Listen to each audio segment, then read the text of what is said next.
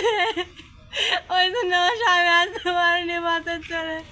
ভাই সারা অনুভূতি কি হতে পারে আপনারা কি বুঝেন না? আপনারা বুঝবেন কি করে? আমার ভাই হারাইছে, আমি জানি আমার ব্যথা কতটুকু।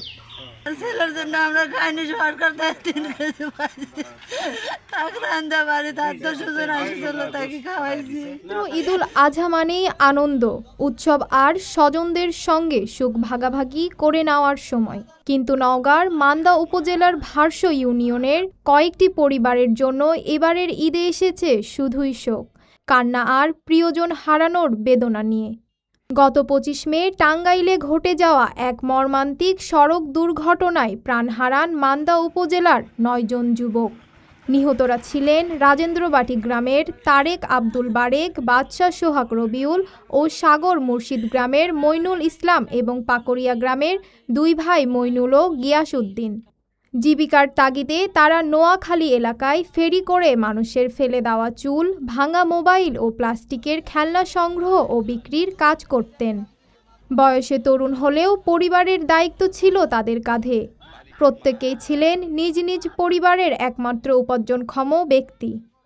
নিহত আব্দুল বারেকের মা ময়না বেগম বলেন, ছেলেকে ঘিরে তার অনেক স্বপ্ন ছিল।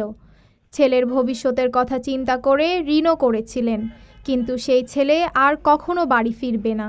সন্তানের শোকে এখন ঠিকমতো খেতেও পারেন না তিনি। আমার ছেলের জন্য আমরা খাইনি, সরকার দেয় 3 কেজি তাকে রান্ধা বাড়ি তার তো সুজন আসছিল, তাকে খাওয়াইছি।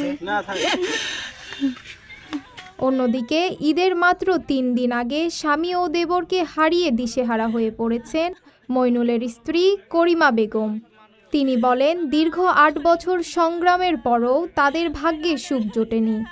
এবার ঈদের আনন্দ তাদের পরিবার থেকে চিরতরে হারিয়ে গেছে। আমরা অনেক গরিব মানুষ, ওই রডের আসছে, ভাড়া বেশি করে ফেলে দিচ্ছে, ওই জন্য আমার স্বামী আসতে পারেনি বাসে চড়ে। স্থানীয় ইউপি চেয়ারম্যান মুস্তাফিজুর রহমান সুমন জানান, নিহতদের পরিবারগুলোর পাশে দাঁড়িয়েছে প্রশাসন ও বিভিন্ন সংগঠন। তবে তিনি মনে করেন, আর্থিক সহায়তা সাময়িক স্বস্তি দিলেও পরিবারের একমাত্র উপার্জনক্ষম মানুষকে হারানোর ক্ষতি কখনো পূরণ হওয়ার নয়।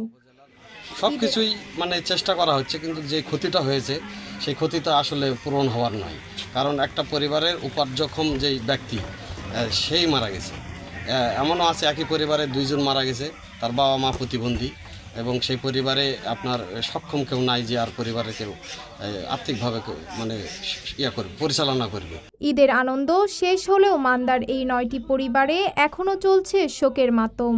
হাসি খুশিতে ভরা যে ঘরগুলোতে ঈদের আনন্দ থাকার কথা ছিল, সেখানে আজ শুধুই স্বজন হারানোর কান্না আর অনিশ্চিত ভবিষ্যতের দীর্ঘশ্বাস। আমার 2টা ভাই, আমার আদরের 2টা ভাই, আমার ছোট দিনের ভাই, খুব কষ্ট করে আদর করে বাবা মা প্রতিবন্ধী বলে আমি নিজে হাতে কষ্ট করে মানুষ করেছি। তাদের কেবল তারা কাটবার শিখেছে, তারা দুনিয়া ছেড়ে চলে গেল, আমার বাবা মার কি হবে? স্থানীয়দের দাবি, এই পরিবারগুলোর পাশে সমাজের বিত্তবান ও মানবিক মানুষের আরও এগিয়ে আসা প্রয়োজন, যাতে অন্তত তাদের ভবিষ্যতের পথ চলা কিছুটা হলেও সহজ হয়। নওগাঁ থেকে উৎপল কুমারের পাঠানো ভিডিও চিত্রে Sadia Tabassum, daily citizen voice.